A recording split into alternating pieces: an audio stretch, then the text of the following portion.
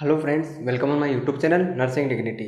Friends, today we'll discuss important topics of the pathology and genetics. जैसा कि आपको पता है जो हमारी सीरीज चल रही है इंपॉर्टेंट टॉपिक्स की हर सब्जेक्ट के रिगार्ड, उसी के रिगार्ड हम बात करेंगे आज पैथोलॉजी और जेनेटिक्स के इंपॉर्टेंट सब्जेक्ट या इंपॉर्टेंट क्वेश्चंस के बारे में। जैसा कि आपको पता है कि जो फार्मा पैथोजेनेटिक्स इन तीनों का आपका कंबाइन एग्जाम होता है बीएससी नर्सिंग के अंदर। तो फर्स्ट सेक्शन हमने फार्मेकोलॉजी डिस्कस कर लिया था। अब जो हमारा सेकंड सेक्शन है वो है पैथोलॉजी और जेनेटिक्स। तो जो पैथोलॉजी है वो सेक्शन बी के अंदर आता है और इसी के साथ में जेनेटिक्स आती है। तो हमें इसके कुछ इंपॉर्टेंट क्वेश्चन देखेंगे जो हर एग्जाम में रिपीट होते हैं और इनके आने के जो चांसेस होते हैं वो ज़्यादा होते हैं। पैथोलॉजी के अंदर जो आपका एग्जाम का पैटर्न रहता है मेनली शॉर्ट नोट्स बेस्ड रहता है, लेकिन एक यदि बड़ा क्वेश्चन आता है तो 12 नंबर के अंदर आता है। और मोस्टली यदि जो क्वेश्चन के आने के चांसेस है वो है वुंड हीलिंग। क्वेश्चन आ सकता है defined wound healing in detail, it's process in detail, and जो पूरी प्रोसेस है वुंड हीलिंग की उसके बारे में आपको एक्सप्लेन करना है। ये बड़ा क्वेश्चन आने के चांसेस बनते हैं। अगले जो हैं वो शॉर्ट नोट्स हैं। इनके अंदर आपको कुछ डिजीज कंडीशन है और कुछ अलग कंडीशन है, इनके अंदर से शॉर्ट नोट्स बार बार रिपीट होते हैं।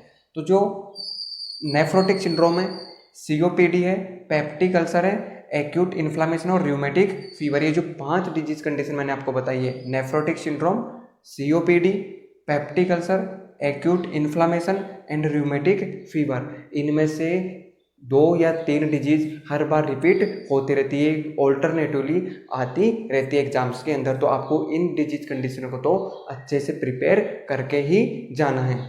इसके बाद में कुछ कंडीशन है मेनली जो पैथोलॉजी के अंदर वुंड हीलिंग और जो ब्लड और उसके साथ में जो कैंसर होता है, ये 3 टॉपिक होते हैं वो इम्पोर्टेंट होते हैं। जो नियोप्लेजिया है अपने आप में इम्पोर्टेंट टॉपिक है। आपको नियोप्लेजिया पूछ सकता है या फिर पूछ सकता है बिनाइन और मैलिग्नेंट ग्रोथ।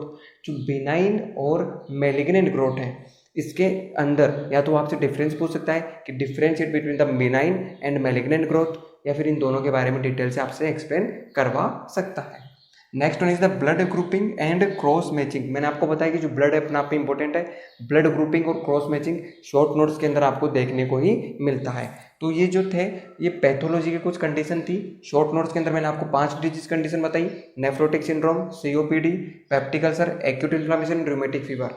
इसके साथ में जो बाकी डिजीज कंडीशन है वो आपकी एमएसएन के साथ में कवर हो जाती है, लेकिन आपको वुंड हीलिंग, इन्फ्लामेशन तो यहाँ से कवर करना ही करना है, ताकि जो आपकी डिजीज कंडीशन है ये मोस्टली आपकी एमएसएन के थ्रू कवर हो जाती है। और नियोप्लेजिया और ब्लड ग्रुपिंग भी आपको देखना है। अब हम बात करते हैं हमारे दूसरे सेक्शन जो पैथोलॉजी, इसके साथ में जेनेटिक्स का आता है। और जेनेटिक्स के भी 1 या 2 क्वेश्चन आपको देखने को मिलते हैं। जेनेटिक्स के अंदर मेनली जो आपके क्वेश्चन आते हैं वो शॉर्ट नोट्स टाइप के क्वेश्चन आते हैं। बहुत रेयर चांसेस होते हैं कि जेनेटिक्स से कोई बड़ा क्वेश्चन आपसे एग्जामिनर पूछता है। तो डियर, जेनेटिक्स के अंदर मैं कुछ आपको शॉर्ट नोट्स बताऊंगा। ये शॉर्ट नोट्स मोस्टली बार बार रिपीट होते रहते हैं जेनेटिक्स के अंदर, स्पेशली इनसे बाहर जेनेटिक्स में आने के चांसेस बहुत कम होते हैं। यदि आपने इनको अच्छे से प्रिपेयर कर लिया तो आपकी जो जेनेटिक्स है उसकी प्रिपरेशन डेफिनेटली अच्छी हो जाएगी। ह्यूमन जीनोम प्रोजेक्ट अपने आप में एक very very very important topic है। हर दूसरे एग्जाम में, हर नेक्स्ट एग्जाम में ये आपसे पूछा जाता है, human genome project. Gene genetic counselling अपने आप में इंपॉर्टेंट है। यदि आपने जेनेटिक्स पढ़ी है तो आपको पता है कि जो जेनेटिक काउंसलिंग है वो अपने आप में एक इंपॉर्टेंट टॉपिक होता है। तो human genome project, genetic counselling, साथ के साथ में जो जेनेटिक डिसऑर्डर होते हैं, जो कंजेनाइटल अबनॉर्मलिटी होती है, इनके अंदर जो डाउन सिंड्रोम है हर एग्जाम के अंदर रिपीट क्वेश्चन होता है। तो आपको जो डाउन सिंड्रोम है उसकी तो अच्छी खासी प्रिपरेशन करनी है। इसकी कैरेक्टरिस्टिक्स क्या होती है, इसके अंदर क्या होता है, इसके अंदर पेशेंट के अंदर कौन कौन सी कैरेक्टरिस्टिक्स देखने को मिलती है, इन सारी चीज़ों का आपको पता होना चाहिए। Next one is the mechanism of inheritance. जो ऑटोसोमल डिजीज वगैरह होती है, ऑटोसोमल ट्रांसमिशन होता है, और जो मैकेनिज्म होती है इनहेरिटेंस की, कि जो क्रोमोसोम्स होते हैं 1 टू अनदर जनरेशन कैसे ट्रांसफर होते हैं, ये आपको अच्छी से प्रिपेयर करना है। जो मैकेनिज्म ऑफ है इनहेरिटेंस की, NTD, very very important question. जो न्यूरल ट्यूब डिफेक्ट होता है ये आपको हर एग्जाम के अंदर देखने को मिलेगा। न्यूरल ट्यूब डिफेक्ट मैंने आपको बताया, इसमें भी human genome project, genetic counselling और एनटीडी, डाउन सिंड्रोम, ये 4 क्वेश्चन तो बहुत इंपॉर्टेंट है। इन्हें तो आपको बिल्कुल भी स्किप नहीं करना है कि आपको अच्छे से प्रिपरेशन करनी ही करनी है। टेस्टिकुलर एट्रोफी, और जो इसी के साथ में आपको मिल सकता है इनफर्टिलिटी। इनफर्टिलिटी का क्वेश्चन या तो एमएसएन में मिलता है 4 नंबर के अंदर, या फिर आपको पैथोलॉजी के अंदर इनफर्टिलिटी मिलता है। तो इनफर्टिलिटी वाले टॉपिक को भी आपको अच्छे से प्रिपेयर करना है। कई बार तो एग्जाम के अंदर इनफर्टिलिटी सेपरेट से पूरा बड़ा क्वेश्चन बना के दे देता है, तो इनफर्टिलिटी भी आपको इसके साथ में कवर करनी है। साथ के साथ टेस्टिकुलर एट्रोफी, इसे भी आपको अच्छे से प्रिपेयर करना है। Next one is gene therapy, अपने आप में इंपॉर्टेंट टॉपिक है। जो जीन थेरेपी है ये भी मोस्टली रिपीटेड क्वेश्चन होता है हर नेक्स्ट एग्जाम के अंदर। तो डियर, आपको जो जीन थेरेपी है उसके बारे में भी अच्छे से प्रिपेयर करना है। नेक्स्ट है हमारा प्री नेटल स्क्रीनिंग मेथड। जो प्री नेटल स्क्रीनिंग मेथड होता है, इसमें जो 3 या 4 मेथड है वो आपको सारे याद करने। हो सकता है आपसे ये क्वेश्चन पूछ ले, बड़ा क्वेश्चन देखे, प्री नेटल स्क्रीनिंग मेथड, या फिर इसके अंदर जितने भी जो कोरोनिक विलाई है, एमनियोसेंटेसिस है, इनके बारे में सेपरेट से 4 नंबर के अंदर पूछ सकता है। तो इस टॉपिक को आपको पूरा पढ़ के जाना है। कौन सा topic? Prenatal screening method.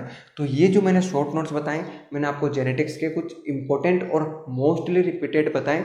Genetics में थी, आप ये भी पढ़ जाते हैं तो आपके लिए इनफ है, क्योंकि इनमें से जो ये 4-5 क्वेश्चन है जो शॉर्ट नोट्स टाइप में भी आ सकते हैं और हो सकता है बड़े, लेकिन आपका जो एग्जाम का पैटर्न है उसमें जेनेटिक्स है जो आपके शॉर्ट नोट्स के अंदर ही ज़्यादा आती है। तो आपको इनके अंदर एक भी टॉपिक को स्किप नहीं करना है, तो डेफिनेटली आप एग्जाम के अंदर पास होंगे ही होंगे, क्योंकि एग्जाम के अंदर इनसे बाहर क्वेश्चन आने के चांसेस बहुत कम होते हैं। ये मोस्ट रिपीटेड क्वेश्चन है, क्योंकि आपकी जेनेटिक्स जो है वो एक लिमिटेड सब्जेक्ट है।